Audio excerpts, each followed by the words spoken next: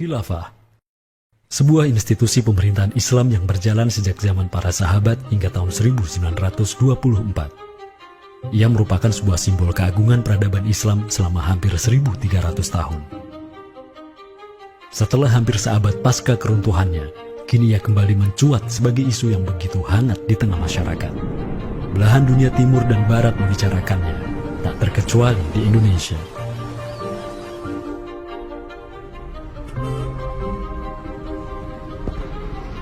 Perdebatan tentang khilafah tak terhindarkan. Apakah ia pantas diterima atau tidak di zaman modern saat ini? Kita tahu khilafah atau kehilafahan Islam itu di Nusantara bukan hal yang baru. Ya, sudah ada hubungan relasi antara kesultanan-kesultanan dan kerajaan Islam Nusantara dengan kehilafahan di Turki Utsmani atau wilayah Arab secara keseluruhan itu sejak abad ke-7.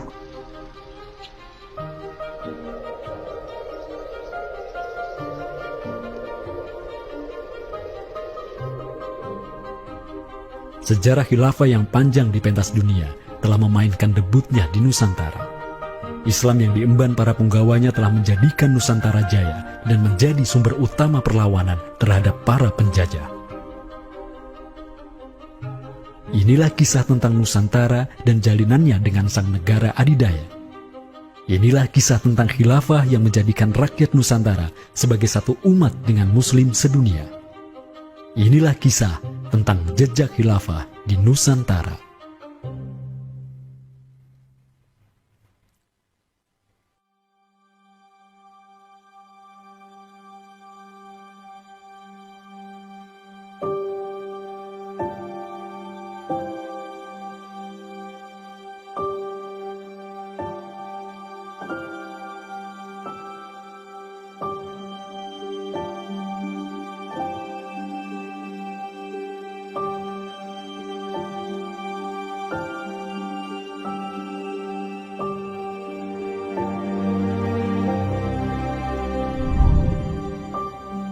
Senin, 12 Rabiul Awal tahun 11 Hijriah, bertepatan dengan tahun 632 Masehi.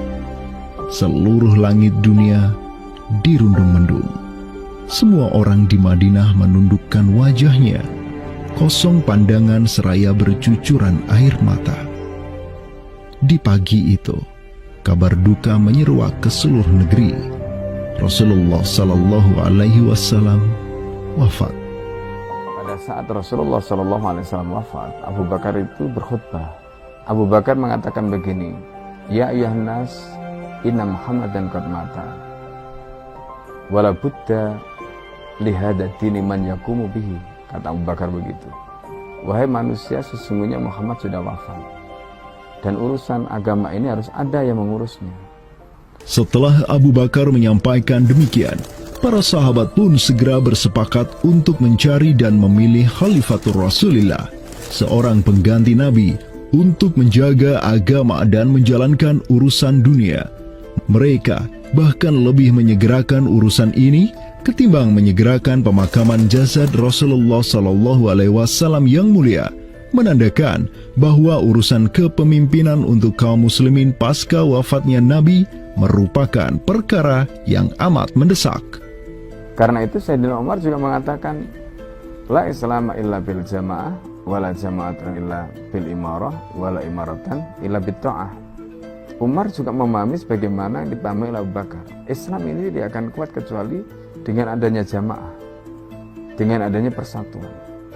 Dan tidak mungkin umat ini bisa bersatu kecuali dengan adanya imarah, adanya khilafah, adanya kepemimpinan. Dan tidak mungkin adanya imarah kecuali dengan adanya ketaatan. Jadi para sahabat itu paham itu. Kemudian para sahabat itu juga menjalankan apa yang diperintahkan Nabi dalam hadis yang lain. Apa kata Rasulullah? Alaikum bisunnati. Kalian harus pegang teguh sunnahku. Wa sunnatil khulafa'ir rasyidin al-mahdiyyin min ba'di. Dan sunnah para khalifah rasyidin al-mahdiyyin min ba'di mendapatkan petunjuk setelahku. Kemudian Nabi mengatakan addu alaiha bin nawajidi. Kalian harus gigit sunnah itu dengan menggunakan gigi geram dan jangan dilepaskan.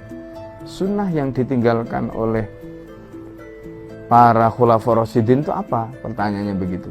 Jawabannya tidak lain adalah khilafah itu, sistem khilafah itu. Maka di Saqifah Bani Sa'idah bersepakatlah kaum muslimin untuk memilih Abu Bakar sebagai khalifah pertama untuk mengatur negara mereka yang disebut sebagai khilafah Islamiyah. Negara khilafah di bawah kepemimpinan Abu Bakar dan khalifah-khalifah setelahnya, Umar bin Khattab, Uthman bin Affan, dan Ali bin Abi Thalib cepat sekali berkembang. Mereka memperluas wilayah khilafah hingga mendobrak dua negara adidaya saat itu, Kekaisaran Persia dan Imperium Romawi. Semua aktivitas ekspansi tersebut merupakan realisasi kebijakan politik luar negeri khilafah Islamiyah, dakwah, dan jihad. Sementara di Timur Tengah sedang terjadi revolusi tauhid yang luar biasa dengan munculnya negara adidaya baru yang bernama Khilafah Islamiyah. Jauh di sebelah timur, terbentang sehamparan kepulauan yang teramat luas wilayahnya. Masing-masing pulau ini begitu hijau hutannya, mata air mengalir dengan begitu derasnya, disertai kekayaan alam yang melimpah ruah jumlahnya, baik di bawah maupun di atas tanah, baik sebelum maupun selepas pantai. Negeri itu dikenal sebagai Nusantara. Diapit oleh dua benua dan dua samudra, amatlah strategis posisi wilayah Nusantara, menjadikan ia sebagai pelabuhan dagang yang ramai, tempat bertemunya bangsa-bangsa dunia. Kala itu, belumlah penduduk di Nusantara mengenal Islam, sementara kehidupan mereka sedang diselimuti oleh kegelapan. Namun, tatkala Islam sedang membara di Timur Tengah, tentu sampailah pengaruhnya ke Nusantara.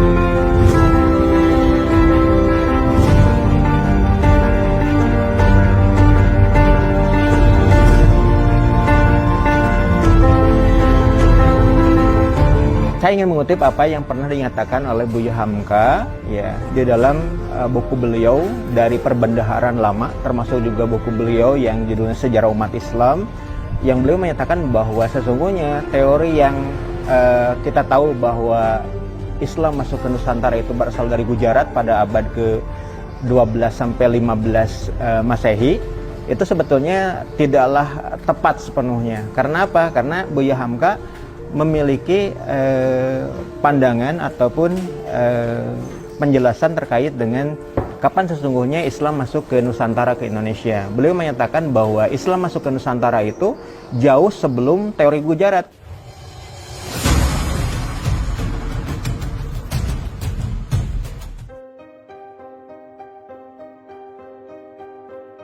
Di bawah pemerintahan Khulafaur Rasyidin yang wilayahnya membentang dari Afrika Utara sampai Persia, perdagangan kaum muslimin berkembang pesat dengan dikuasainya pelabuhan-pelabuhan strategis di Samudra Hindia. Hubungan diplomatik dan komersial pun terjalin dengan sejumlah kerajaan dari India sampai Cina. Sui Tangshu, sebuah kronik kuno dari dinasti Tang di Cina mencatat, telah datang serombongan utusan khilafah ke hadapan penguasa Cina di tahun 651 Masehi, di mana tahun tersebut merupakan masa Khalifah Uthman bin Affan. Hubungan khilafah dengan dunia timur terus berlanjut sampai di mana khilafah beralih ke pemimpinannya di bawah otoritas Bani Umayyah. Apabila hubungan negara khilafah dengan kekaisaran Cina sudah terjalin sejak masa Khulafaur Rasyidin melalui jalur laut, tentulah utusan khilafah akan melalui wilayah Nusantara yang menjadi penghubung antara Timur Tengah dan Asia Timur. Dan di ujung paling barat wilayah Nusantara, terdapat pulau besar yang kala itu dikenal oleh bangsa Arab sebagai Sribuza, pelafalan mereka untuk menyebut kerajaan Sriwijaya. Pelabuhan-pelabuhan di kerajaan Sriwijaya senantiasa menjadi titik transit setiap kapal yang hendak melanjutkan perjalanannya. Tentu, penguasa Sriwijaya akan menyadari keberadaan pelayar-pelayar muslim yang singgah di wilayah kekuasaannya. fakta bahwa kerajaan Maharaja Indravarman di Sriwijaya itu ada komunikasi dengan Daulah Umayyah, mengirim surat 2 kali yang isi suratnya itu dari raja dengan 1000 gajah ya dan sebagainya, yang menunjukkan surat menyurat seabad itu yang menunjukkan ada hubungan kekhilafahan dengan Nusantara. Dan secara historis ya sangat logis ketika itu superpower dunia adalah khilafah. Surat yang dikirim oleh Maharaja Sri Indrawarman dari Sriwijaya tersebut dialamatkan ke Damaskus, ibu kota Khilafah Umayyah yang saat itu dipimpin oleh Khalifah Umar bin Abdul Aziz. Dalam surat itu disebutkan, min malikil amlak alladhi huwa ibnu alfi malik walladhi tahtahu bintu alfi malik walladhi fi marudatihi alfu filin walladhi lahu nahrani yumbitani al-auda wal-allawha wal-jawza wal-kafura alladhi yujadu rihuhu ala masirati 12 milan ila malikil arab alladhi la yushriku billahi syai'an. Amma ba'du, fa inni qad ba'athtu ilaika bihadiyatin wa ma hiya bihadiyatin walakinnaha tahiyatun wa ahbabtu an tab'atha ilayya rajulan yu'allimunil islama wa yuwaqqifuni ala hududihi wassalam. Maka di bawah kepemimpinan sang Khalifah Umar bin Abdul Aziz, khilafah menyebarkan rahmatan lil alamin ke segala penjuru dunia, termasuk Nusantara.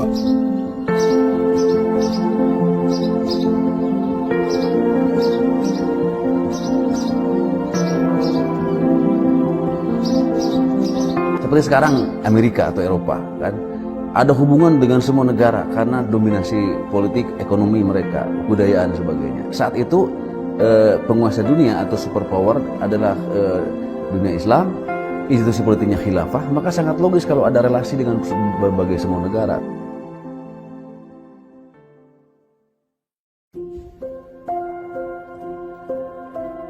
Tahun 1258, dari arah timur datanglah segerombolan pasukan yang mengerikan. Tubuh mereka besar-besar bak raksasa, berkulit kuning dan begitu mahir berpanah dan mengendarai kuda. Inilah pasukan Mongol yang datang dari utara Cina. Khalifah Al-Musta'sim itu dibunuh oleh Hulagu Khan, ya, pemimpin tentara Mongol. Kemudian pasca penaklukan Baghdad, itu Baghdad menjadi kota kosong, ya. Penduduknya dibantai, khalifah dibunuh, ya. Kotanya dibakar, perpustakaannya dihancurkan, wah pokoknya kacau sekali lah. Nah, tapi ternyata banyak keluarga Abbasiyah, ya, dinasti Bani Abbasiyah yang dia itu selamat dari pembantaian orang-orang Mongol, dan mereka itu akhirnya berdiaspora, mengungsi, ya.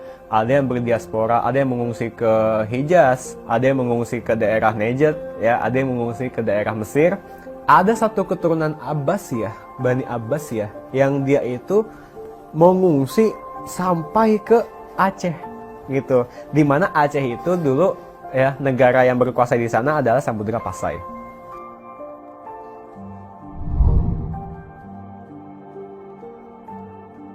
Terdapat 3 orang Bani Abbasiyah yang diketahui dimakamkan di Aceh, yakni yang pertama Sodrul Akabir Abdullah bin Muhammad Al-Abbasi, keturunan Khalifah Al-Mustaunsir Billah. Kedua, istrinya Siti Rahiman binti Malikul Mu'azzam, dan ketiga, anaknya Sodrul Akabir Yusuf bin Abdullah Al-Abbasi. Mereka bertiga dimakamkan di kompleks yang sama. Yang paling monumental, yang paling besar di sini kita lihat adalah seorang tokoh yang memiliki predikat As-Sadr Al-Kabir ataupun pengawal para pembesar yang derajatnya mungkin setingkat dengan Perdana Menteri. Beliau bernama Abdullah bin Muhammad bin Abdul Qadir bin Abdul Aziz bin Al-Mansur Abi Ja'far Al-Abbasi, yang mana genetika beliau yang daripada Al-Mansur ini sendiri yang merupakan kakek buyut daripada Abdullah ini adalah seorang khalifah dari Bani Abbasiyah. Bani Abbas ini yang terkubur di Aceh, ya, Lok Sumawe ini, ayahnya ini, ya, Muhammad bin Abdul Qadir, ternyata dia itu dicatat oleh Ibnu Battutah, ya, dicatat oleh Ibnu Battutah dalam rihlahnya kitab Tuhfatun Nazar, ya. Nah, dia itu ayahnya Abdullah bin Muhammad Sodrul Akabir yang di Pasai itu menjadi gubernur, ya, menjadi gubernur di mana? Di daerah India, gitu, dicatat oleh Ibnu Battutah, gitu, ya. Dan Ibnu Battutah mencatat sultan-sultan di India itu begitu hormat, ya, begitu taat, dan mereka itu memuliakan keturunan Khalifah Abbasiyah ini, ya, keturunan Khalifah Al-Mustansir Billah, begitu. Nah, ini mengindikasikan bahwasanya apa? Sultan-sultan India itu begitu memuliakan, dan mereka itu dalam satu riwayat lain juga membaiat Khalifah Abbasiyah yang ada di Mesir. Sementara sultan-sultan di India, ya, Kesultanan Islam di India itu punya hubungan erat dengan Samudra Pasai, begitu. Nah, di sini kita bisa menduga kuat bahwasanya Samudra Pasai itu juga berbaiat kepada Khalifah Abbasiyah. Samudra Pasai pada masa itu berbaiat kepada dinasti sebelum Utsmaniyah berkuasa, yaitu kita menduga dan meyakini hal tersebut sesuai fakta-fakta yang kita temukan di lapangan bahwa Madinatul Sumatera ataupun Jaziratul Jawi, Samudra Pasai itu berbaiat langsung kepada dinasti Abbasiyah. Sultan Zainal Abidin bin Ahmad bin Malikus Zahir bin Malikus Saleh, penguasa Pasai di masa Sodrul Akabir Abdullah Al-Abbasi hidup, menyatakan baiatnya kepada Khalifah Al-Mutawakkil 'ala Allah di Kairo di awal abad ke-15. Begitu pula sebelumnya, Sultan Muhammad bin Tughluk di Delhi diikuti oleh Sultan Jalaluddin Muhammad dari dinasti Raja Ganesh di Bengali dan penguasa dari dinasti Utsmaniyah di Turki, Sultan Bayazid pertama. Seluruh sultan di dunia Islam menyatakan baiatnya kepada Khilafah Abbasiyah semenjak gelombang badai Mongol berhasil dihentikan oleh pahlawan-pahlawan Mamluk. Pusat Khilafah Abbasiyah kini berpindah ke Kairo, Mesir, dan menjadi magnet kaum muslimin global. Dari pusat khilafah inilah dakwah Islam mulai bangkit kembali dan menggencarkan aktivitasnya dengan mengirim berbagai juru dakwah ke seluruh penjuru alam. Dengan Samudra Pasai yang mendaulatkan dirinya sebagai Darul Islam yang berbaiat kepada khalifah, Samudra Pasai mengemban tugas untuk mengubah seluruh Asia Tenggara dari Darul Kufri menjadi Darul Islam. Sultan Zainal Abidin Ra Ubabdar dibantu oleh putra Sodrul Akabir Abdullah bin Muhammad Al-Abbasi, yakni Yusuf bin Abdullah, yang di pucuk pusaranya tertera nama kakeknya Khalifah Al-Mustansir Billah, banyak menaklukkan wilayah-wilayah yang belum Islam di Sumatera dan Semenanjung Malaya. Seperti Raubabdar, Raubabdar itu berasal dari dua kata, Ra dan Ubabdar, yang mana artinya adalah penguasa gelombang. Ini adalah sebuah predikat yang sangat luas sebenarnya maknanya, sesuai dengan masa yang ditorehkan pada waktu tersebut, bahwa Sultan Zainal Abidin Ra Ubabdar bin Ahmad bin Muhammad bin Al-Malik Al-Salih ini adalah salah satu masa kegemilangan Samudra Pasai, yang mana kita ketahui setelah masa tersebut yang memimpin Kesultanan Sumatera adalah anak keturunan daripada beliau ini, yang jumlahnya sampai 11 orang sultan. Bergerak dan terus bergerak itu meluaskan dakwah Islamnya sampai ke pulau-pulau. Itu masa Zainal Abidin Ra Ubabdar, terutama penakluk gelombang yang dijuluki beliau itu melebarkan sayap itu sampai ke seluruh Asia Tenggara. Digelarilah Sultan Zainal Abidin Pasai dengan sebutan Ra Ubabdar, bahasa Persia untuk gelar sang penakluk gelombang, karena dengan arungan pasukannya yang luar biasa di atas gelombang laut Nusantara, ia membuka banyak sekali wilayah, seperti Malaka misalnya, di mana di sanalah Sultan Zainal Abidin Ra Ubabdar menempatkan putranya Sultan Mansur sebagai penguasa Darul Islam Malaka. Kesultanan Samudra Pasai banyak pula mengirimkan juru dakwahnya untuk meminta penguasa-penguasa Nusantara lain agar menerima Islam. Salah satu juru dakwah tersebut dikirim ke Jawa Timur, pusat pemerintahan rezim yang mendominasi wilayah Nusantara saat itu, Kerajaan Majapahit.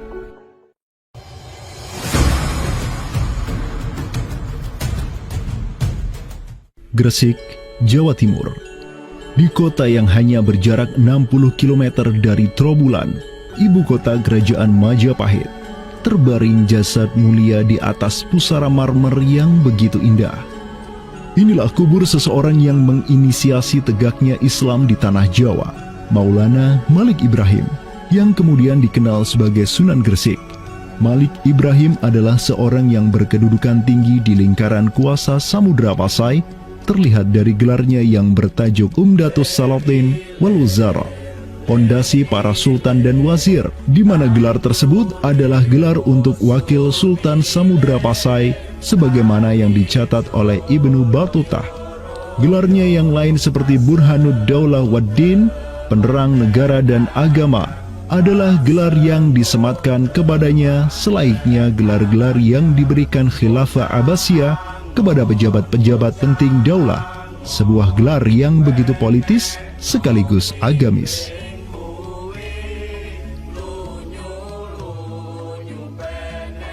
Maulana Malik Ibrahim dikirim oleh Pasai untuk mendakwahkan Islam kepada rakyat dan para penguasa Majapahit. Banyak orang-orang dari kesultanan ini, Kesultanan Samudra Pasai, yang itu berbaiat langsung ke khalifah, itu mengirim orang-orang atau orang-orang Pasai itu banyak bermigrasi ke daerah-daerah lain di Nusantara. Misalkan ya, kalau kita perhatikan makam tertua ya, salah satu makam tertua di Jawa yang sekarang terletak di Gresik, siapa orangnya ya? Pemilik makam ini itu adalah Maulana Malik Ibrahim. Maulana Malik Ibrahim ya, kalau kita perhatikan makamnya yang di Gresik itu sama persis gayanya dengan apa? Dengan makam-makam yang ada di Pasai, begitu. Nah, ini merupakan bukti bahwasanya Sunan Gresik itu pernah ada di Pasai ya, dan dia itu ya tahu sendiri lah ya, bahwasanya Maulana Malik Ibrahim yang kemudian dikenal juga sebagai Sunan Gresik itu merupakan salah satu dari Wali Songo. Bersama kakek, paman, keponakan, cucu cicit dan murid-murid pilihannya yang kemudian disebut Wali Songo, Maulana Malik Ibrahim berdakwah di Jawa dan menyebarkan Islam di kalangan penduduknya. Mereka mendapat sokongan penuh dari negara yang berkuasa di Samudra Pasai, kesultanan yang berbaiat kepada Khilafah Abbasiyah. Dakwah mereka terus berkembang, perlahan namun pasti, dan mulai melumat persendian kuasa Majapahit yang mulai keropos akibat kekacauan internal mereka sendiri.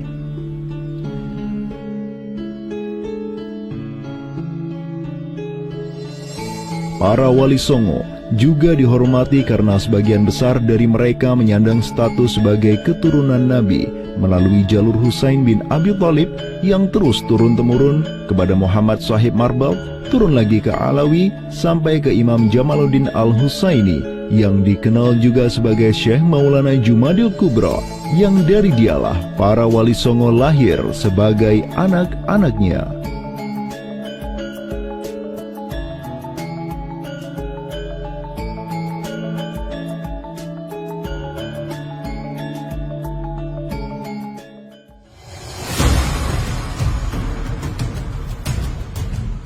Bertolak dari Gresik, dakwah para wali menyebar ke kota-kota lainnya di Pulau Jawa, bahkan sampai keluar Jawa seperti Maluku, Ternate, Makassar, Kalimantan, dan sebagainya.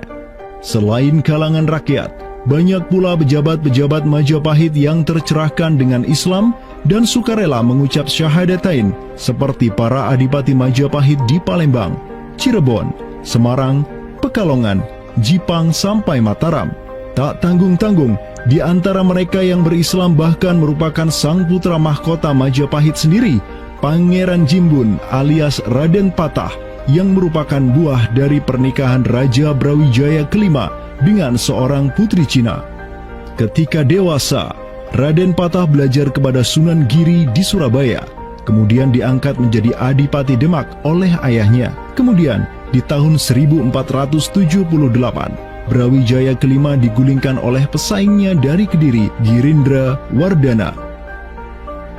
Tahta Majapahit yang diduduki oleh musuh ayahnya lantas membuat Raden Patah di Demak beserta seluruh elemen Islam di Jawa pimpinan para Wali Songo bangkit berjihad melawan Girindra Wardana dan penerusnya Patih Udara. Mereka terus berjihad dengan penuh keberanian hingga akhirnya berhasil melumat kekuasaan Majapahit yang dipegang oleh para pemberontak dari pihak Girindra Wardana dan Patih Udara.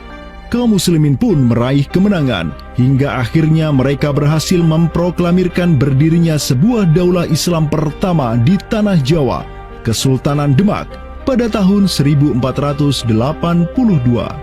Digelari Raden Patah sebagai Senopati Jimbun Ningrat Ngabdurrahman Panembahan Palembang Saidin Panatogomo, atau dengan gelarnya dalam bahasa Arab Sultan Syah Alam Akbar Al-Fatah. Dialah Sultan yang telah memfutuhat Jawa menjadi Darul Islam. Dengan berdirinya Demak sebagai daulah Islam pertama yang berdaulat di tanah Jawa, bertambahlah kuat bargaining politik Islam di kawasan Nusantara bersama-sama dengan Kesultanan Samudra Pasai di Sumatera, Kesultanan Malaka di Semenanjung Malaya, Kesultanan Brunei di Borneo, Kesultanan Sulu di Filipina, begitu pula Sultan pertama di Ternate, Sultan Zainal Abidin, yang pernah menimba ilmu ke Jawa di bawah bimbingan Sunan Giri. Dalam rentang abad yang bersamaan, kemenangan daulah Islam di kawasan Nusantara juga diiringi dengan penaklukan Konstantinopel, ibu kota Romawi Timur, oleh salah seorang sultan dari Bani Uthmaniyah, Muhammad Al-Fatih. Penaklukan Konstantinopel sekaligus menandakan tamatnya riwayat Imperium Romawi Timur untuk selama-lamanya. Penaklukan Konstantinopel pada tahun 1453 oleh Muhammad Al-Fatih, sang Sultanur Rum, merupakan realisasi dari janji yang telah terucap ratusan tahun sebelumnya oleh lisan mulia sang Sayyidul Mustafa, Rasulullah Muhammad Sallallahu Alaihi Wasallam. Sungguh, Konstantinopel akan benar-benar ditaklukkan. Sebaik-baik pemimpin adalah pemimpin yang berhasil menaklukkan Konstantinopel, dan sebaik-baik pasukan adalah pasukan yang menyertainya. Dengan dikdayanya kuasa Islam di tanah Rum, menjadikan para penguasa Uthmaniyah mempunyai citra istimewa di kalangan rakyat Nusantara.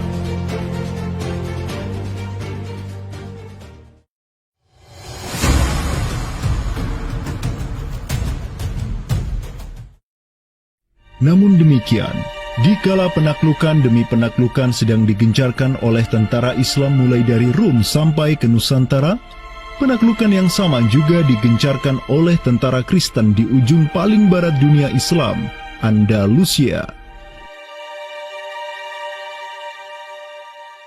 Berbeda dengan penaklukan yang kaum muslimin lakukan, di mana penduduk asli suatu tempat diberi toleransi yang luar biasa atas agama dan properti mereka, tentara Kristen Portugis dan Spanyol menaklukkan wilayah Islam di Andalusia yang saat itu sudah terpecah menjadi Reyes de Taifas atau Mulukhut Tawaif, atau kerajaan-kerajaan yang saling tercerai-berai. 1492, kekuasaan Islam terakhir di Andalusia, Granada, berhasil ditaklukkan oleh suami istri yang menjadi penguasa Spanyol, Fernando de Aragorn dan Isabella de Castilla. Penaklukan kembali wilayah Andalusia menjadi negara Kristen yang mereka sebut Reconquista telah menyebabkan populasi kaum muslimin di sana tersapu bersih, entah karena diusir, dimurtadkan, atau dibunuh. Selain Reconquista, kaum Kristen Spanyol dan Portugis juga mempunyai motif ekonomi untuk menjadikan diri mereka kaya, yakni dengan mencari jalur rempah di Samudra Hindia yang saat itu merupakan potensi sumber daya alam yang luar biasa. Program mereka untuk mencari rempah di Samudra Hindia mereka sebut sebagai Estado da India. Kita sering dengar dengan istilah 3G gitu kan. Glory, Gospel, dan Gold gitu kan.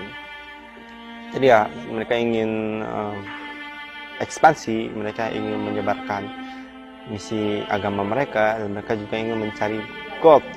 Goldnya di sini adalah justru adalah rempah gitu kan. Begitulah betapa berharganya rempah pada saat itu, sampai 1 gram pala dihargai dengan 2 gram emas gitu kan. Paus Alexander ke-6, pemimpin kaum Kristen saat itu, begitu mendukung hasrat Portugis dan Spanyol untuk menjelajah dunia dan menyebarkan Kristen. Maka, berangkatlah gelombang penjelajah Portugis yang disertai pasukan dan senjata untuk menaklukkan dunia Islam di Samudra Hindia. Di bawah pimpinan Alfonso de Albuquerque, armada Portugis berhasil menaklukkan Goa di India pada tahun 1510. Dan setahun kemudian, berhasil sampai ke Malaka, merebut pelabuhan strategis itu dari Sultan Mahmud Syah yang memerintah tempat tersebut. Dengan bercokolnya Portugis di Nusantara, dimulailah babak baru sejarah Islam di kawasan ini.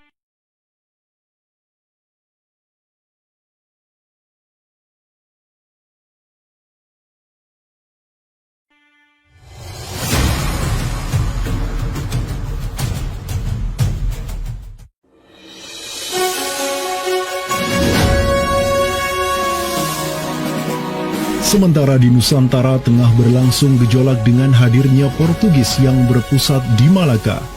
Cucu dari Sultan Muhammad Al-Fatih dari Bani Uthmaniyah, yakni Sultan Selim pertama, berhasil meluaskan pengaruh dan kekuasaannya di dunia Arab. Pada tahun 1517, beliau berhasil merebut Suriah, Mesir, dan Hijaz dari kepenguasaan kaum Mamluk. Khalifah Al-Mutawakkil 'alallah ketiga dari Bani Abbasiyah beserta Syarif di Makkah kini menyerahkan kepemimpinan umat Islam sedunia dan pelayanan 2 kota suci kepada Sultan Salim pertama, penguasa Uthmaniyah yang bukanlah mereka berdarah Arab.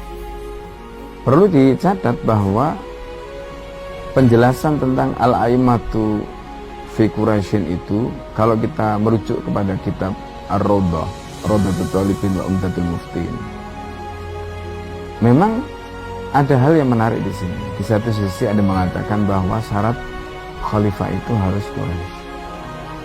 Tetapi Imam Nawawi sepakat ketika katakanlah dari Quraisy tidak ada, terus diambilkan dari mana? Maka kemudian disebutkan di situ ya di luar Quraisy, bisa dari bani ini, itu yang disebutkan di dalam kitab Allah. Karena itu sebenarnya syarat al-a'immah fi Quraisyin itu bukan syarat yang wajib, tetapi difahami di sini berdasarkan penjelasan yang diantaranya disebutkan dalam kitab Allah tadi, itu adalah merupakan syurut afdaliyah. Maka semenjak tahun 1517, kepemimpinan khilafah beralih ke Bani Uthmaniyah. Selim pertama dan anak keturunannya kini didapuk sebagai Khalifatul Muslimin. Amirul Mukminin, Khadimul Haramain, Al-Ghazi fil Barraini wal Bahraini, Zilullah fil Alam, Padisyah wa Khilafat Penah. Wilayah khilafah Uthmaniyah terus merangsek Eropa, dan merekalah yang menguasai Laut Mediterania dan juga Laut Merah. Adapun Portugis yang bercokol di Samudra Hindia mulai ketakutan karenanya. Karena dengan munculnya khilafah Uthmaniyah sebagai negara Islam yang adidaya, solidaritas Muslim sedunia akan bangkit kembali karena memiliki perisai kuat di sisinya. Ini erat kaitannya dengan hubungan dengan negeri kita, karena keimanan yang kemudian merekatkan ya dengan semangat akidah Islamnya, semangat ukhuwah Islamnya, menjadikan umat Muslim yang ada di Timur Tengah dengan umat Muslim yang ada di Nusantara Indonesia itu terjalin hubungan yang sangat erat. Karena kita tahu bahwa ada ayat Allah Subhanahu wa Ta'ala yang menyatakan innamal mu'minuna ikhwah. Sesungguhnya orang-orang beriman itu adalah saudara. ketika ada saudara mukmin yang terzalimi, maka saudara mukmin yang lain itu punya kewajiban untuk membela. Demikian pula ketika muslimin Nusantara itu terzalimi dengan adanya penjajahan, dengan adanya imperialisme yang dilangsungkan oleh orang-orang kafir penjajah, baik itu oleh Portugis, Spanyol, Inggris, Perancis ataupun Belanda, ya. Maka kemudian Muslim yang ada di Timur Tengah yang pada waktu itu masih memiliki kepemimpinan yang tunggal untuk seluruh dunia, yaitu khalifah, itu juga turut ya memperhatikan, turut mendukung, turut memperjuangkan pembebasan ataupun kemerdekaan bagi bangsa Muslim Nusantara. Kenapa? Ini semangat jihad di antara kaum Muslim yang dihubungkan dengan semangat keimanan atau akidah Islamiyah tadi. Kenapa? Yang namanya mukmin itu adalah kal jasadil wahid, ya, satu tubuh. Ketika bagian tubuh yang lain itu teraniaya, maka tubuh yang lain pun punya kewajiban untuk membelanya ataupun juga ikut merasakan penderitaan yang dialami oleh bagian tubuh kaum Muslim yang lain. Semenjak Portugis berhasil menancapkan kukunya di India dan Malaka, tidak hanya dua wilayah tersebut yang ditimpa petaka, namun juga hampir seluruh kesultanan di Samudra Hindia dan Nusantara. Sultan dari Samudra Pasai kala itu, Zainal Abidin bin Mahmud bin Zainal Abidin Ra-Ubabdar, yang mendaulatkan dirinya sebagai Al-Qaim tahta Amri Rabbil Alamin, orang yang berdiri di bawah perintah Tuhan semesta alam, mengirim surat kepada Portugis di Malaka untuk menggugat kelakuan mereka yang sangat merugikan kaum muslimin di kawasan. Namun apalah daya, Sultan Zainal Abidin yang ini kemudian dikenal sebagai penguasa terakhir Pasai, karena setelah ia wafat pada tahun 1517, bala tentara Portugis datang ke Pasai dan menaklukkan kesultanan Islam pertama di Nusantara itu dengan penuh tipu daya. Tak hanya Pasai yang berhasil ditiadakan, Portugis juga mampu menahan serangan pasukan Islam dari Demak sampai Sultannya Pati Unus bin Raden Patah syahid di Lumat Muntahan Meriam Portugis pada tahun 1521. Dengan diplomasinya yang jelas, Portugis juga menjalin kerjasama dengan kerajaan Pajajaran di Jawa Barat pada tahun 1522. 2 tahun berikutnya, kota Blambangan, Panarukan dan Kediri yang masih menjadi basis kekuatan Hindu di Jawa menawarkan kerjasama dengan Portugis. Maka, Portugis banyak sekali mendapat aliansi sesama kafir yang berada di berbagai wilayah di Nusantara untuk bersatu padu menghantam kekuatan politik Islam yang baru tumbuh di Pulau Jawa. Bahkan di Maluku pun Portugis berhasil menancapkan kuasanya semenjak tahun 1536. Berkaca pada kelakuan Portugis yang memerangi umat Islam di Samudra Hindia dan Nusantara, Sultan Sulaiman Al-Qanuni, sang Khalifah Uthmaniyah yang berkuasa sejak tahun 1520, menyatakan peperangan terbuka kepada penguasa Portugis yang berkedudukan di Lisbon, Dom Sebastião.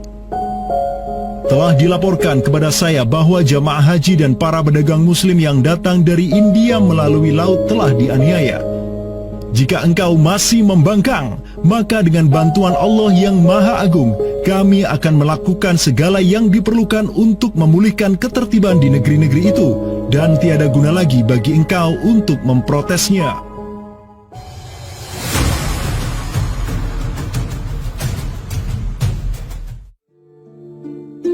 Penjaga kedaulatan Islam di Sumatera yang harum selama ratusan tahun, Samudra Pasai, kini sudah sirna di bawah kungkungan Portugis.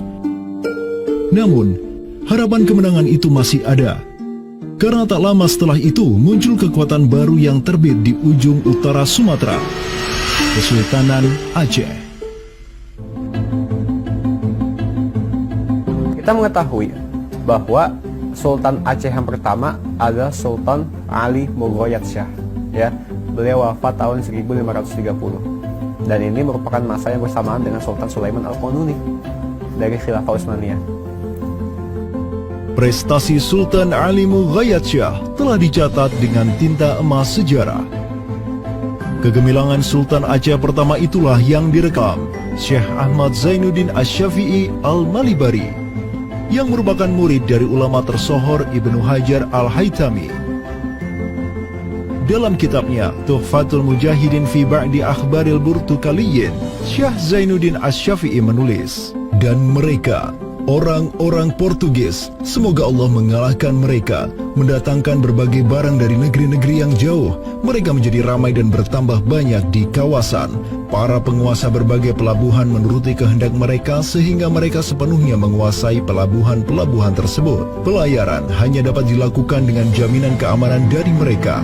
Perdagangan dan kapal-kapal mereka bertambah banyak dan sebaliknya, perdagangan muslimin di luar kapal-kapal dan benteng-benteng yang mereka bangun makin merosot.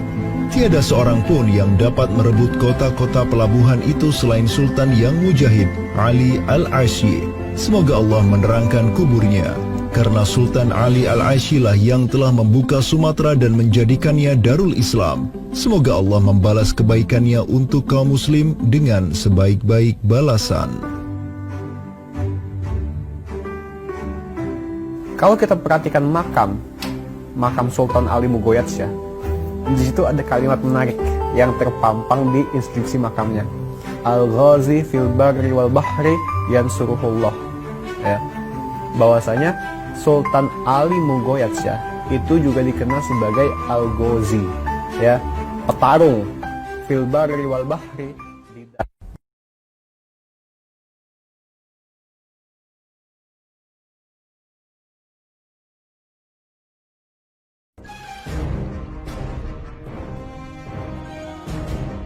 Selama masa Sultan Alauddin Riayat Shah Al-Qahar, Aceh melancarkan serangan besar-besaran ke Malaka demi menghancurkan Portugis.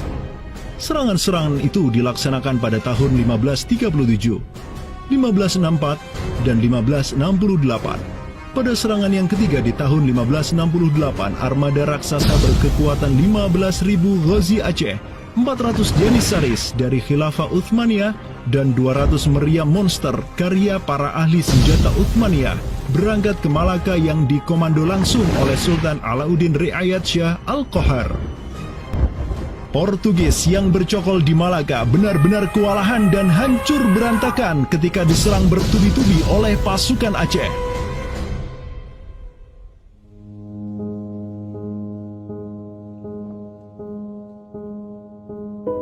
Walau demikian, Portugis berhasil bertahan karena dibantu oleh sekutu-sekutunya dari Johor dan Kedah. Banyak korban yang berjatuhan baik dari pihak Aceh maupun pihak Portugis. Begitu pula ada beberapa Janissaris Uthmaniyah yang turut gugur dalam jihadnya di kawasan Nusantara ini. Ada satu daerah di kawasan Bandar Aceh ini, Bandar Aceh Darussalam itu Kampung Bitai. Itu tempat para tentara-tentara Turki syahid, kemudian dimakamkan di Bitai.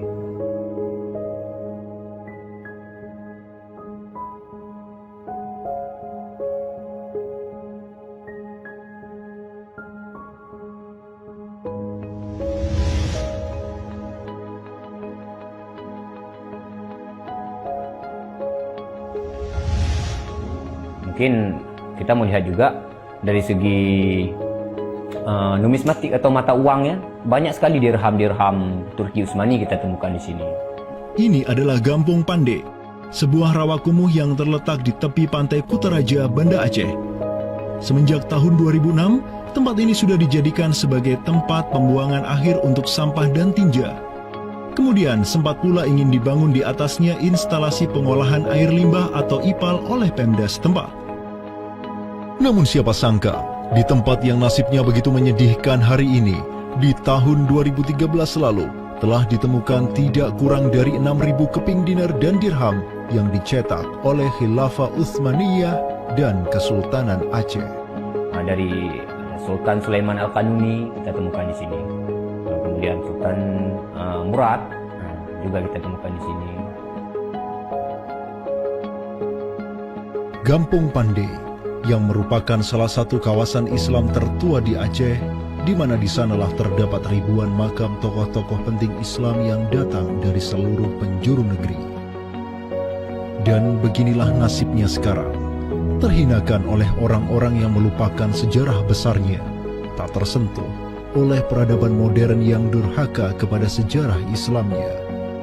Walau demikian, kenangan tentang mereka takkan pernah hilang dan akan terus teringat oleh anak cucu kita. Mereka akan terus mengingat bahwa orang tua kita dahulu, para penguasa kita yang soleh dulu, pernah menyatakan baiatnya kepada Amirul Mukminin, khalifahnya umat Rasulullah Sallallahu Alaihi Wasallam. Inilah kubur orang yang dirahmati lagi diampuni. Dialah Al-Ghazi, sang petarung di jalan Tuhan semesta alam, penentang kaum kafir dan musyrikin, pecinta kaum fakir dan miskin, Sultan Alauddin Riayat Syah, naungan Allah di muka bumi, putra Sultan Ali Mughayat Syah.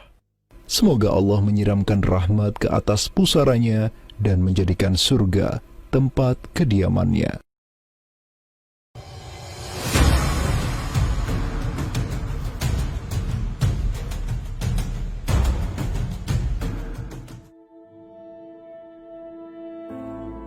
Seiring angin Katulistiwa yang terus merayu, gelora Islam juga terus melaju dari Aceh, Jawa, dan terus menyusur ke arah timur sampai ke Jaziratul Muluk, Kepulauan Raja-Raja. Di Maluku, yang juga dikenal sebagai Kepulauan Rempah-Rempah, ada begitu banyak raja yang berkuasa di masing-masing pulaunya. Namun, semenjak Zainal Abidin, penguasa Ternate yang masuk Islam dan belajar kepada Sunan Giri di Jawa, Ternate langsung memproklamirkan dirinya sebagai negara Islam. Langkah politis Sultan Ternate ini pun secara cepat diikuti oleh penguasa-penguasa lain di Maluku, sehingga negeri dengan ratusan pulau ini menjadi sebuah darul Islam. Tatkala Portugis menaklukkan Malaka, sang jenderal Portugis Alfonso de Albuquerque mengirim 3 kapal di bawah pimpinan Francisco de Serrao. Mereka berhasil mencapai Maluku, kemudian berbasis di Pulau Ambon, Banda, dan Seram. Saat itu, para penguasa Islam di Maluku terutama Ternate dan Tidore menyambut baik kedatangan Portugis. Namun seiring waktu berjalan, kemudahan fasilitas yang diberikan para penguasa Maluku membuat kaum Portugis lupa diri. Mereka secara masif memonopoli perdagangan rempah dan memurtadkan kaum muslim. Tatkala salah seorang penguasa Ternate, Sultan Hairun Jamil, mulai menggugat kelakuan lalim Portugis, Sultan Hairun pun dibunuh secara keji oleh gubernur Portugis di Maluku, Diego Lopes de Mesquita, pada Februari 1570. Pasca tragedi tersebut, tahta Kesultanan Ternate dipimpin Sultan Babullah Datuk Syah bin Hairun, seorang sultan yang segera menjadi ancaman mematikan bagi kedudukan Portugis di Maluku. Dengan pasukan laut raksasanya, Sultan Babullah menyerbu setiap benteng Portugis yang ada di Maluku. Segala kapal dan bala bantuan yang hendak dikirim untuk Portugis dari Goa dan Malaka diblokade oleh pasukan Babullah. Persenjataan kaum muslim Maluku pun cukup membuat Portugis gemetaran. Karena selain menggunakan panah, tombak, dan pedang, Sultan Babullah juga menggunakan meriam monster hasil buah tangan Janissaris Utsmaniyah. Sultan Babullah itu mempekerjakan sekitar 20 ahli militer dari Khilafah Utsmaniyah. Gitu. Nah, orang-orang Utsmaniyah ini ahli militer dan mereka itu ahli juga persenjataan. Pasukan-pasukan persenjataan itu diproduksi oleh orang-orang Utsmani ini dan mereka itu mengajarkan kepada orang-orang Maluku, pasukan Sultan Babullah, untuk membuat senjata. 20 orang Utsmaniyah ini merupakan sebuah tim ahli senjata yang menjadi bagian dari pasukan Khilafah Utsmaniyah yang dikirim Khalifah Selim II kepada Sultan Alauddin Riayat Syah Al-Qahar di Aceh. Dengan pengalaman yang mereka dapatkan setelah membantu Sultan Aceh berjihad melawan Portugis di Malaka, 20 Janissaris ini melanjutkan perjalanan mereka dari Aceh menuju Ternate. Peperangan dan pengepungan pasukan Babullah untuk menyerang Portugis yang bersembunyi di benteng-benteng mereka terus berjalan selama 5 tahun, dari tahun 1570 sampai tahun 1575. Akibat pengepungan tersebut, kaum Portugis amat menderita dengan kelaparan, sampai-sampai mereka memakan anjing, tikus, sampai cicak demi bertahan hidup. Hingga akhirnya pada 27 Desember 1575, Portugis mengibarkan bendera putih. Mereka pergi dari Maluku untuk selama-lamanya dengan rasa malu yang tiada terperi. Sultan Babullah yang terus berkuasa sampai tahun 1583 terus mengekspansi banyak wilayah di timur Nusantara untuk menjadi Darul Islam. Raja Makassar, Karaeng Bonto Langkasa, berhasil Babullah Islamkan sehingga Makassar menjadi Darul Islam. Begitu pula dengan Luwuk, Banggai, Mindanao, Nusa Tenggara, Aru, Halmahera, Jailolo, Bacan, hingga Papua. Semuanya tunduk kepada Sultan Babullah sehingga ia dijuluki sebagai penguasa 92 pulau. Dengan prestasi yang demikian luar biasa, tentu Babullah tidak berdiri sendiri. Ada ikatan solidaritas dengan sultan-sultan Aceh, Jawa, sampai Filipina. Ikatan sebagai satu umat, ikatan dengan satu akidah, akidah Islam, ikatan dengan satu semangat, semangat jihad, dan ikatan dengan satu kepemimpinan, karena seluruh sultan di Nusantara tunduk dan begitu hormat pada Khilafah Utsmaniyah.